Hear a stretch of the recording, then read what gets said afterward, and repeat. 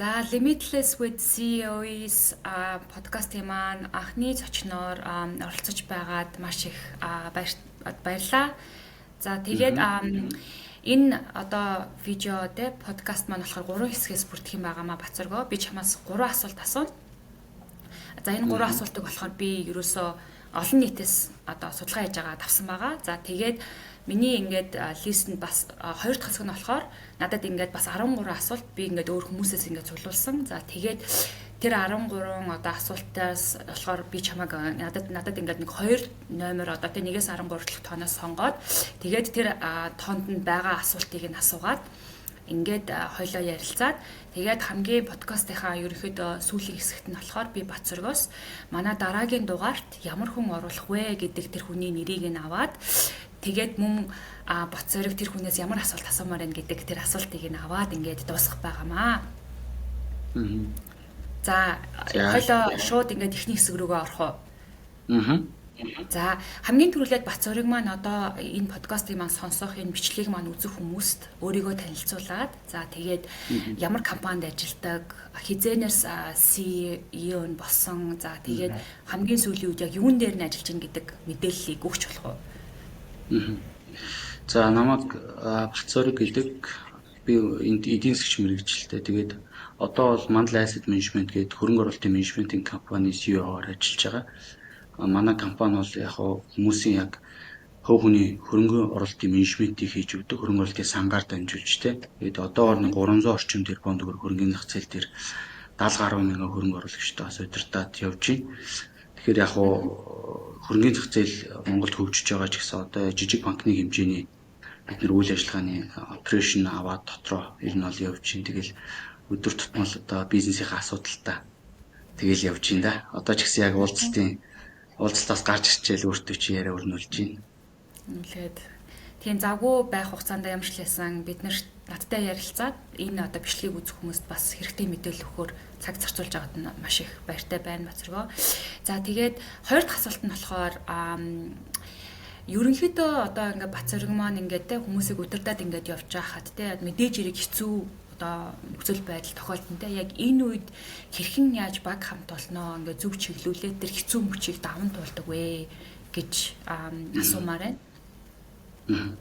За ер нь бол яг нөгөө компани би тэгж одоо хөв нөгөө аль байгууллагад ажиллаж байна тэрнийхээ ер нь нэгдмэл үн цэнтэй зүйлтэй айгүй нийцтэй байх хэрэгтэй гэдэг.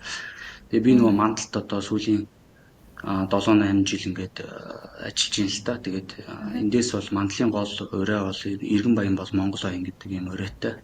Тэгэхээр ер нь бол цаашдаа бол бид нэр энэ Монголын ард түмэнд яаж санхүүгийн үйлчлэгийг зөв үзүүлэх вэ? Яаж одоо санхүүгийн нөхцөлөдийн дээрдүүлэх вэ гэдэг дээр л илүү одоо фокуслаад боддог гэсэн. Тэгэхээр нөгөө ажилчтай ажлынх нь утга учир буюу ер нь бол what, how, why гэдэг 3 асуулт байгаа шүү дээ. Тэгэхээр нөгөө why гэдэгт нь өдөр болгон ажилчтай бол энэ why-ыг нь сануулж явах хэрэгтэй юм байлээ. Яагаад энд ажиллаад байгаа, ямар утга учираас ажиллаад байгаа юм гэдгийг нь байнга сануулж явах нь өөрөө одоо энэ ажлыг хийх, энэ ажилд урам зоригтой байх, иймэрхүү зүйл гэж би бол хувьдаа харддаг. Тэгэхгүй тухайн нэг удирдлагаа дагаад ч юм уу эсвэл тухайн нэг хүнийг дагаад хүн бодцохоор өөрөө тэрний яг нэг 2 жил явж байгаа тэгээд нөгөө хүнээ гүйцээд эсвэл даваад ирэхээр тэгээд зогсчихдаг юм байна л та. Тэр хүн бол илүүтэй вишн дагаж явах хэрэгтэй буюу багийг ер нь бол аль болох өөр дээрээ биш одоо вишнээр төвлөрүүлэх нь тэгээд тухайн брэнд яг тухайн компани ямар үнцэнтэй байна тэр үнцэнтэй чинь таны үнцэн дотоод үнцэн чинь нийцтэй байна уу тэрийг л айгуу сайн харуул зүгээр юм болов гэж боддتي.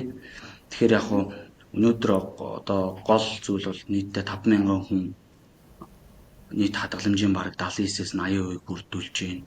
Монгол улсад бараг хүн хадгаламж шийдэх хүн, хоригдл үүсгэх хүн байна гэдэг ийм том дүгнэлт. Одоо манай энэ Мандал өрөмтөл одоо Mandal Asset-ийн гол хийх ёстой ажил бид нэр энд байна. Энэ хүмүүсийг хоригдлолтой болгох, санхүүгийн нөхцөл байдлыг хөрөнгө оруулалтын сангаар дамжуул сайжруулъя гэдэг л иймэрхүү үндсэн суурь философиэр бид нар бол яг явж байгаа. Тэгэхээр залуучуудтай бол байнга л энийг л сануулна. Тэгэл амтны гүгч нөгөө алаг ирээн гэдэг шиг өстой янз бүрэл зарим нь сонсоо явна, зарим нь юуны вишн мөн байна гэж бодно. Зарим нь биш байна гэж гарна гэл ингээл энэ хугацаанд л ингээ баг угаасаа өөрөө шалгараал явдаг юм байна л та. Тэгж л ойлгосон.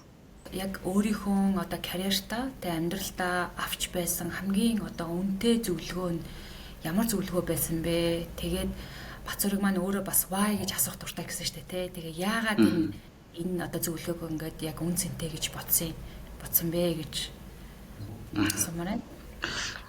Тий нөгөө би бол яг хүн ингээд амьдралынхаа хугацаанд шууд трендээр нь бол өөрчлөгдөж юм л гэж бодд юм л да, үзэл бодлоод нь.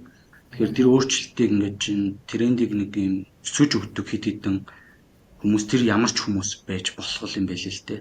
Тэр нэг миний амьдралд яг би нэрийн дурдахгүй ч гэсэн 3-4 хүн миний амьдралын шийдвэр гаргалтанд маш онцгой нөлөө үзүүлсэн.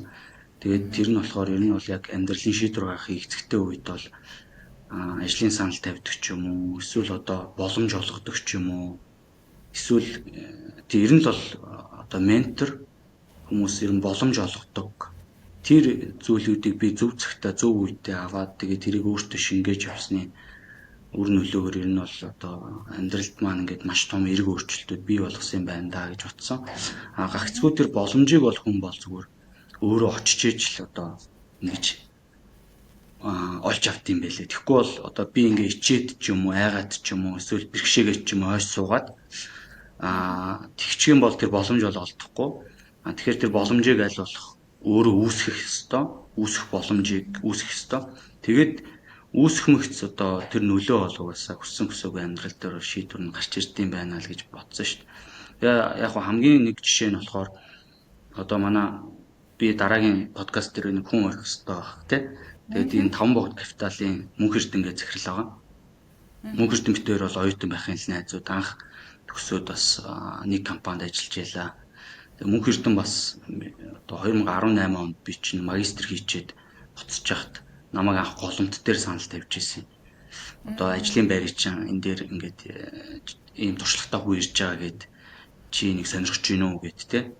Тэгээд тухайн үед би чинь холоос мөвгөтэй холбогдоо тэгээд ирээд төгсөж ирж байгаа голомтод орж ирсэн. Тэр бас миний амьдрал дээр бол нэлээд том өөрчлөлт авчирсан шийдвэр байсан. Тэр шийдвэрийг одоо мөнх эрдэн гэдэг найз маань бас надад олгосон. Өнөөдөр 5 богд капиталын CEO гэдээ бас нэр хүндтэй албан тушаал эрхлээ явж байна. Тэгээд энэ ташаанд бас энэ боломжийг ашиглаад мөвгөдөө бас баярлалаа гэж бас хэлмээр байна. Эрүүл бие царуулах оршин гэж ярьдаг те. Тэгэхээр дараагийн асуултанд нь болохоор ерөнхийдөө Бацүрэг те одоо мэдээж ирэх ажил карьертаа анхаарлахынхаа хажуугаар эрүүл мэндэд байнга хөвшүүлдэг одоо ямар зүйл байдаг вэ гэж асуумаар байна. Тийм бид нэр мандал хоримтлал дээр яг аппликейшн хөрөнгө оруулалтын санг аппликейшн руу оруулаад тэр нь 70,000 хөрөнгө оруулагч зэн энэ 2 жилийн хугацааны туршлагаас энэ хүн ер нь хоримтлуулах хөрөнгө оруулах дадал зурчилж өөрөө тэр чигээр сэтгэл зүй юм байна гэд судалгаагаар бол сүүлийн нэг 10 жил энэ банкны салбар хөрөнгө оруулалтын сан дээр ажилласных гарч ирлээ л дээ. Тэгэхээр сэтгэл зүй гэдэг нь цаашлаад хүний амьдралын хэв маяг руу аягүй их орж ийн. Тэгэхээр тэр хэв маяг дээр хамгийн ингэж чухал зүйл нь бол тууштай байдал байгаа тийм. Тууштай байдал. Ямар нэг юм тууштай байдалтай байх ер нь ямар нэг юм давтаж далд тухамсарлуугаа кодлох. Тэр нь аягүй чухал байгаа. Бид нэр өглөө босоод шүд угаахтаа юм боддгоо шүү дээ. Өглөөний цайгаа уухтаа юм бодохгүй гэдэг ингээд эний чинь бүгднийг далд тухамсарлуугаа оруулсан болохоор амьдралд одоо аягүй амар амьдралын хэв маягийн нэг хэсэг болчиход байгаа. Тэгэхээр би сүүлийн 5 заваар 6 жил 108 өргөж байна. Тэгэхээр 108 өргөх ер нь бол яг анх бол нуруу өвтөл 108 өргөж эхэлсэн л дээ. Айгүй олон имлэг энтрээр яваал тэгэл баг үр дүнгүй байна. За 108 өргөвцгий гэх. Тэгээ эхний хэсэг дээр эхний 1-2 жил дээр бол асар хэцүүсэн. Тэгээ одоо бол надаа борог ингээд энэ бол амьдралын нэг хэсэг болцсон байгаа байхгүй. Тэгэхээр 108 ер нь бол орой нөгөө 8 цагийн үед хүний хий баатгах аягүй хөдөлдөг цагаар мөрөгчих хэрэгтэй. Тэгэхээр энийг би нэг 40-50 минут орчим хийдэг. За энэний үр нөлөөгөөр яаж юм гэхээр тухайн хугацаанд би стрессээ гаргаж чадчих юм. Булчингийн чангалуудаа багасгах чинь тий. Эргээд нойроо сайжруулж ийн гэд ингээд надад бол тэгээд өмнө 108 өргөхөөс өмнө бол одоо толгой энтер бас нөлөө өгдөг зүгшдэг гэсэн тэр мэр байхгүй болсон. Дэмжт бол маш их эргээр нөлөөлж. Тэгээ би Туркт сурж байхдаа бас боддог ус хүмүүс нэг өглөө болгон гүүгээл ингээл бүр алдтаа юм шиг ингээл тий. Заавал нэг юм activity хийгээд идэг. Тэгээд биднэрт бол тийм сураагүй шүү дээ. Морь мал дээр байж байгаа саяхан орж ирсэн хүмүүс ч тий.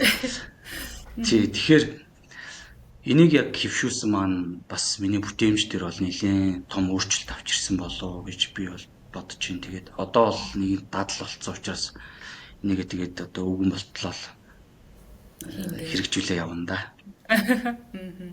За баярлалаа. За Бацаргоо ямар ч лсэн хоёлаа амжилттайгаар эхнийхэн хэсгийг дуусгалаа. За одоо хоёлаа дараагийн хэсэг рүү оръё.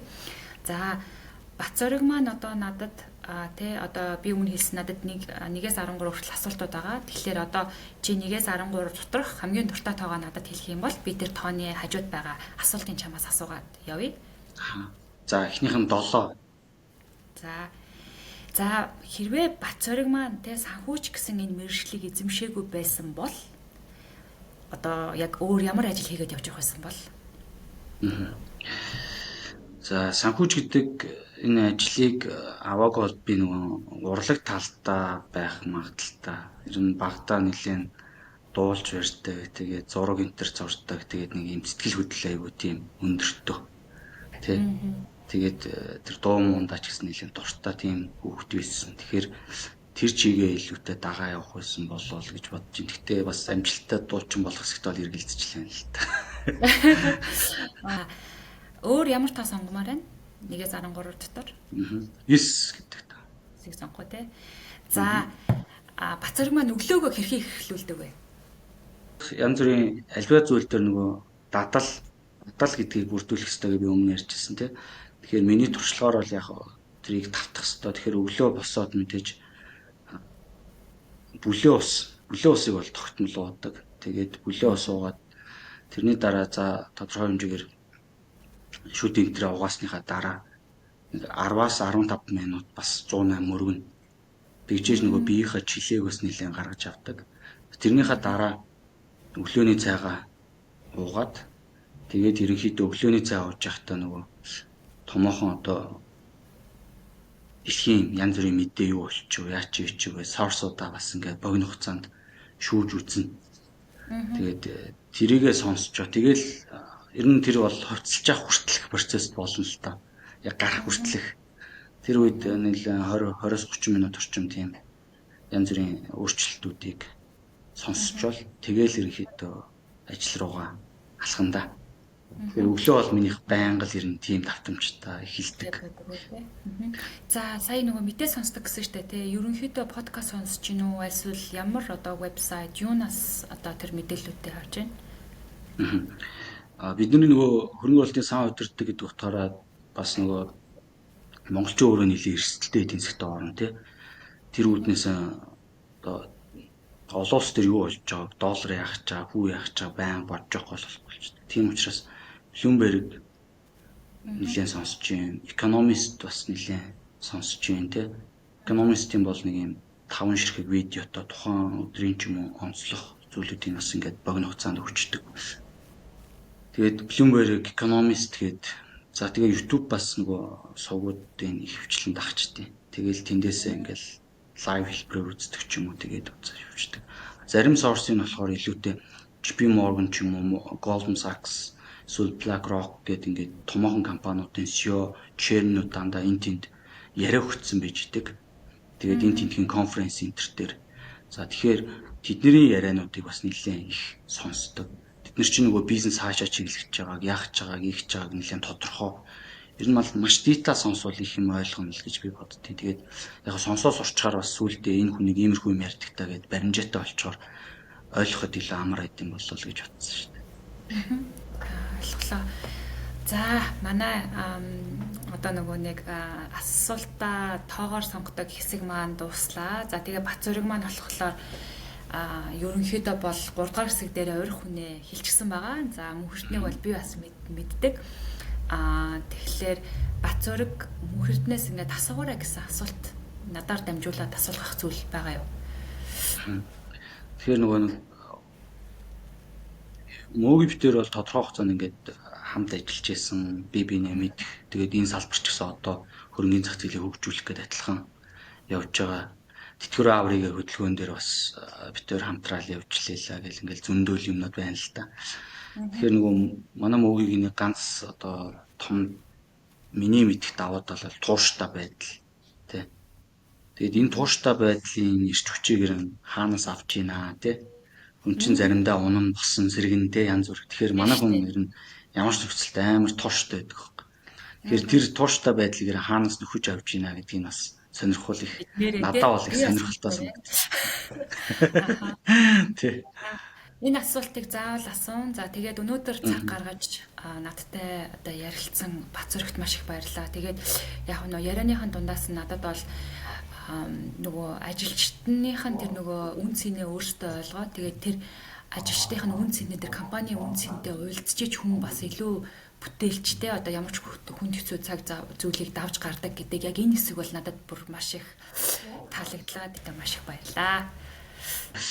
Би бол тэгж бодож байгаа юм. Хугацаа богинохон байгаа учраас аль болох богино ярьж байгаа. Гэхдээ мэдээж нөгөө SEO байхын одоо нэр нь гоё ч гэсэн нөгөө цааталтаа асар том хариуцлага дунд явж идэг, асар том баримтыг даваа явж идэг гэдэг утгаараа амнаас нь гарч байгаа үг болгон л арай жоохон нэлээд багцсан үг байх болов гэж би бас бод. Тэгэхээр дараагийн дугаарууд энэ ч гэсэн би өөрөө бас нэлээд үзснэ гэж бодож байна. Баярлалаа. За баярлалаа.